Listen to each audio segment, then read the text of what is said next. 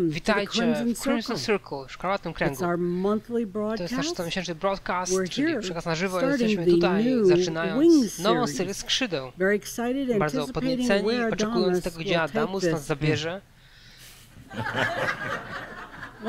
Cóż, myślę, że chyba czymś się trzeba martwić, skoro to jest reakcja channelera, czy przekaziciela samego sobie. Właściwie byliśmy trochę hałaśliwi tutaj i chaotyczni, wracając na swoje miejsca w studiu i wiele ludzi wciąż sobie rozmawiało, piło i tak dalej, zanim w ogóle zobaczyli nowe wideo wprowadzające, które zrobiliśmy. Także zagrajmy je jeszcze raz, gaśmy światła i zacznijmy wszystko jeszcze raz, udając, że ten wstęp nie miał miejsca, ten chaotyczny i hałaśliwy.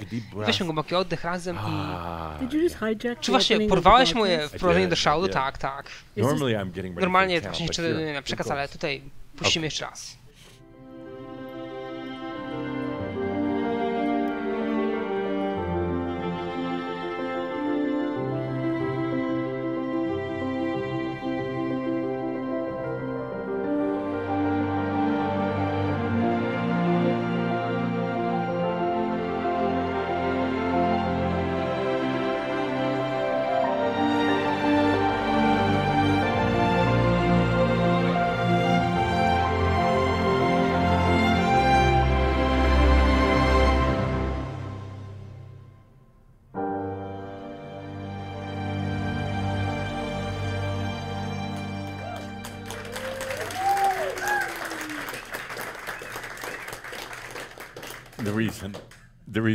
Powód, dlaczego chciałem też raz puścić to, że tak mała rzecz jak samo wideo wprowadzające pokazuje niesamowitość dedykacji, pracy, miłości, którą ekipa Crimson wkłada w cokolwiek tu się by nie działo, magazyn, produkcja naszych wideo, zgromadzeń.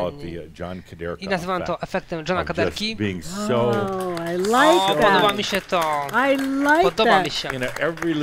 W każdym detalu John, nasz dźwiękowiec, nigdy nie powiedział, że to jest wystarczająco dobre. Zawsze pracował do późna i ciężko, był inspiracją dla nas wszystkich z ekipy. Ci z was, którzy słuchają, na końcu naszego ostatniego segmentu John po prostu otrzymał nagrodę 2017 roku inspirowania świadomości za to, że właśnie był takim inspirującym człowiekiem dla nas wszystkich, że nie może być po prostu wystarczająco dobrze dla szambry, jesteśmy w totalnej służbie i to musi być super, co robimy. Tak, był standardem. I mówimy tu raz jeszcze wdzięczności dla Johna Kaderki, który oficjalnie właśnie przestał emeryturę od nas po tych wszystkich latach. Także nie możemy bardziej mu dziękować nawet niż w ten sposób. Tak więc robiąc teraz coś dobrze, mówi się, że to jest efekt Johna Kaderki. Wspaniale. Myślę, że to słyszysz, John, mam nadzieję. To jest ekscytujące. Dziękujemy, Jeff. A teraz... Czy to wszystko jest... Dwa otwarcia będą, tak, będą, oczywiście każdy zobaczył obie wersje naszego wstępu. Zachowujesz się jak ja teraz, no wiem, ale podoba mi się. Kocham być miły i delikatny i słodki i dbający o wszystko, ale cześć! Dobrze, to był sposób Jeffa Howie powiedzenia, że jest gotowy, by zaprosić Adamusa Saint-Germain tutaj.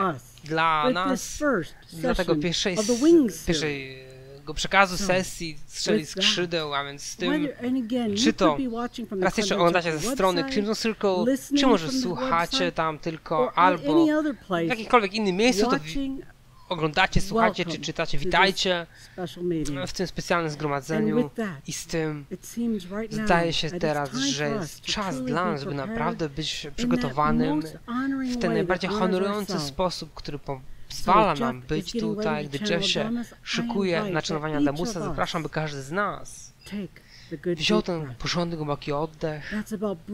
Chodzi o wdychanie do siebie, o ten głęboki oddech, który mówi ciału, że ty wybierasz życie. Weź ten głęboki oddech i po prostu, wiesz, bądź tu dla siebie. Poza dystrakcjami, niech one odejdą, wdychaj i wydychaj je, gdy jesteśmy gotowi na Adamusa Saint-Germain. Weź ten głęboki oddech i daj sobie pozwolenie, by naprawdę wczuć się i wdychać ten shoud, ten przekaz. Weźcie głęboki oddech i otwórzcie się, wszystkie swoje zmysły, ludzkie i boskie.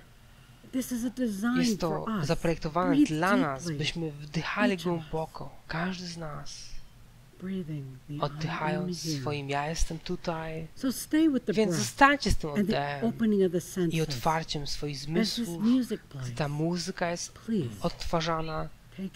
Proszę, dbajcie o siebie i słuchajcie, wdychajcie muzykę, gdy gra, zapraszając Adamusa blisko. Jeśli tak wybieracie, oddychajcie ze sobą, oddychajcie i czujcie.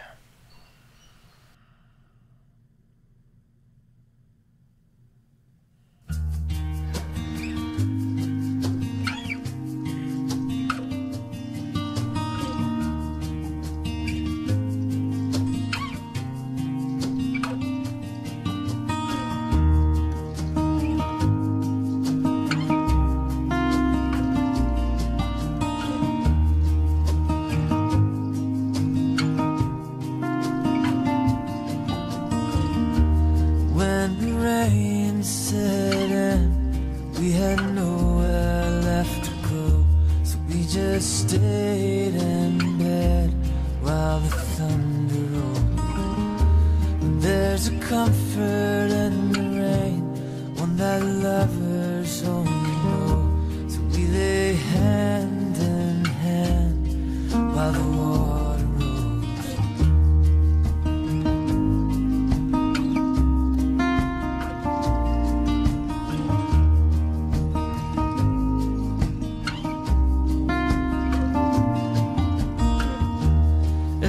Season will turn till the world is upside down. Rivers overflow, then go underground. But in the eye of the storm, in the safety of this house, we lay hand in hand while the world turns round. So keep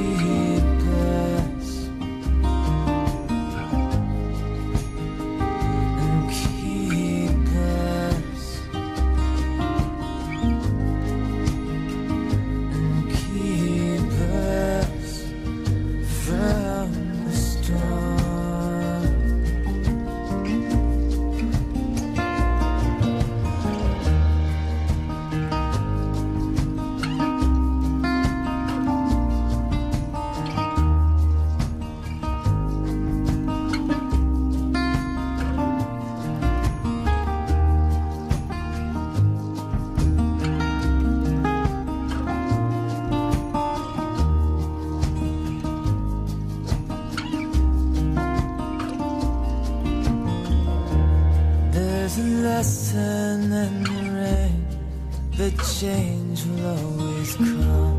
Let us ride this wave and then greet the sun. And though the ground may shake and we'll think we've had enough, we must raise our flags for the ones we love. So keep us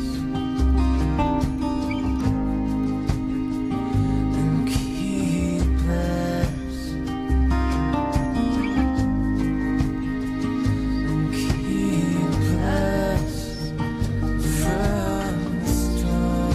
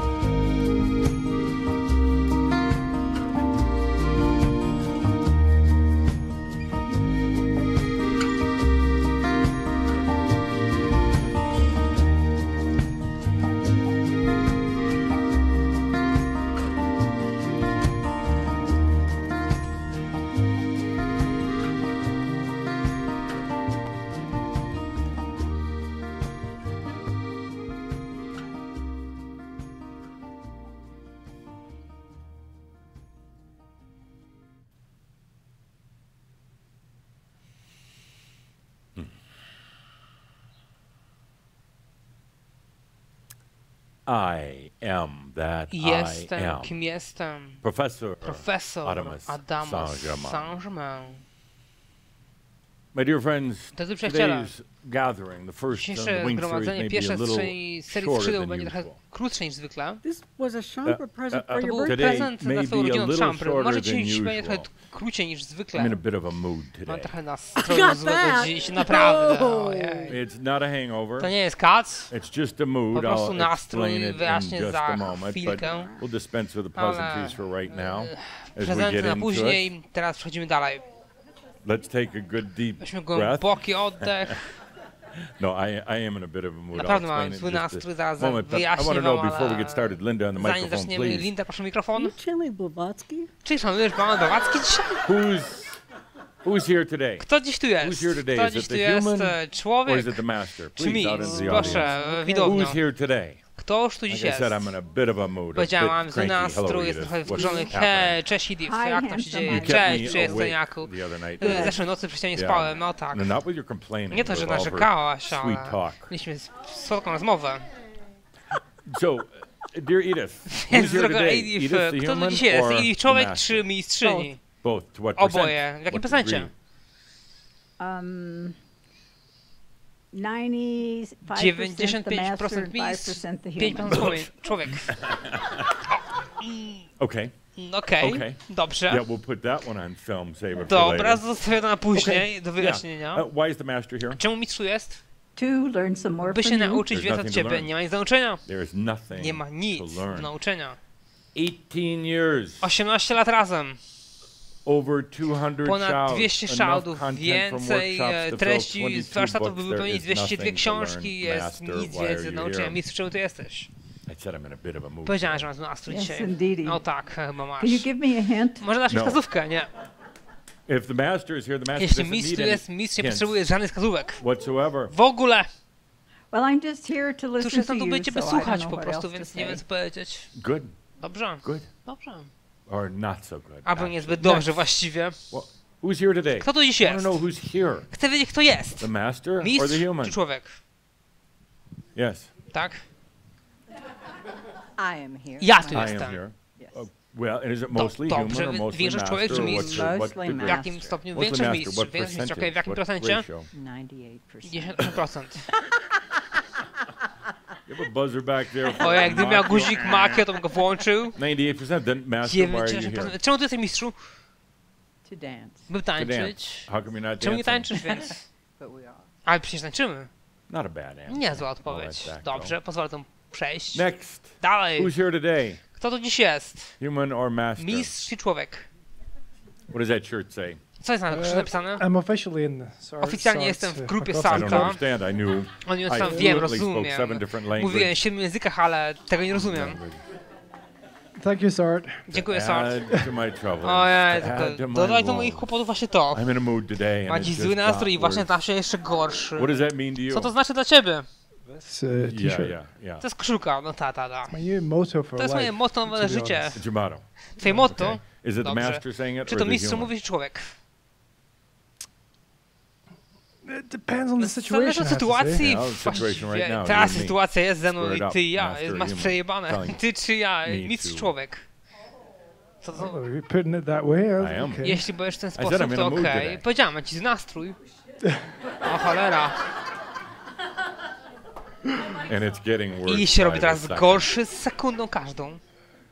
Yeah, the master. To The mistrz master. powiedział. That I'll For sure. accept. Dobrze, I'll zaakceptuję accept to, if the więc human was telling me gdyby to to powiedział człowiek, do the Sart thing. to No. powiedział The nie, human nie, has no ale reason człowiek nie ma and no prawa i right to. powodu, by Master tak can mówić do that mistrzowi, all day ale long. mistrz Thank może you robić for cały dzień. being a Dziękuję. master. Dziękuję Next. mistrzu. Dalej. Who's here today? Kto dziś Human or jest? master? Mistrz człowiek. This is almost worse than when I had To a jest chyba hangover. gorsze Who's niż here? kiedy miałem kasa. Human Kto tu jest master. w ogóle? Mistrz czy człowiek? The master. Mistrz. Master, what W ratio? jakim What procencie percent? więc? 100%. 100%. Yes. Your eyes lit up when you Twoje said that. oczy się rozświetliły, to Why? powiedziałaś. Czemu? How was your week Jak tam twój tydzień leading up to this? Human or do master? teraz? Mistrz czy człowiek więcej? A little bit of both. A lot Trochę of both. obojga. Yeah. Wiele So why obojga, is it the dobrze. master Więc is czemu here? mistrz For tu jest what dziś reason? z takiego powodu? Because of how I feel. Bo tak czuję. in How do this you feel? moment. Jak się więc I czujesz? feel